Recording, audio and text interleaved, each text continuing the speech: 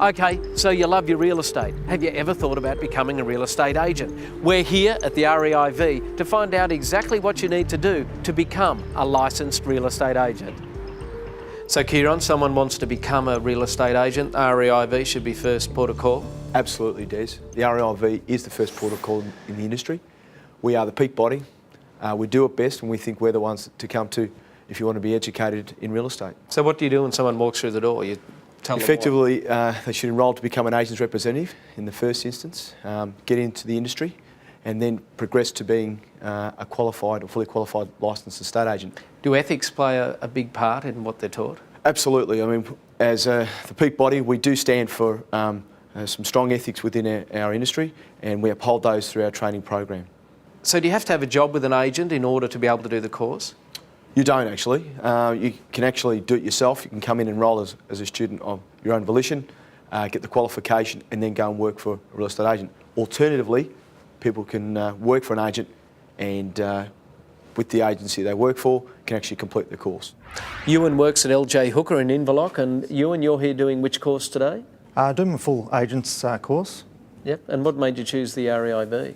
I looked around on the internet, there's quite a few courses being offered, and there's some fast track courses, but end of the day I actually wanted to know the work and all about the industry that I was in. There's an awful lot to learn to be a full agent and to run a good business, and yeah, I've got aspirations eventually of having my own business, and would like to be able to do it properly. And after speaking to a lot of people that had been in the industry for a long time, this was the only course to do. What drew you to real estate? Oh, it's one of those things that was always niggling at me. I like many people, wanted to try it, and I did the agent's rep course here, and fairly quickly got offered a job locally in the town where I live in Inverloch, and it was yeah, the rest is history. I look in the future, I'd either like to buy into the company where I am. Really enjoy working for the people that I'm working for, and they have hinted at opportunities there in the future, or you know, maybe sort of 10 years down the track have my own business. To become a real estate agent, in the first instance, they have to gain some educational qualification, and that's the agent's representative course. If they want to go on and own or manage an agency, they need to do a full licence course. So there's the two things. Now, what do most people come in here and do the first bit and become an agent? Absolutely. Most people, when they first come in here, going into the industry for the first time, come in and do the agent's representative course, and that allows them to gain entry-level employment in the industry. What's it cost to do the courses? Well, that varies too, but the entry-level course is $750, which most people find affordable to get into a brand new career. The full licence course is more. For a full fee-paying student, it's $4,500, but most students now are able to access Victorian Training Guarantee funding, which means that they can do the full licence for $1,250.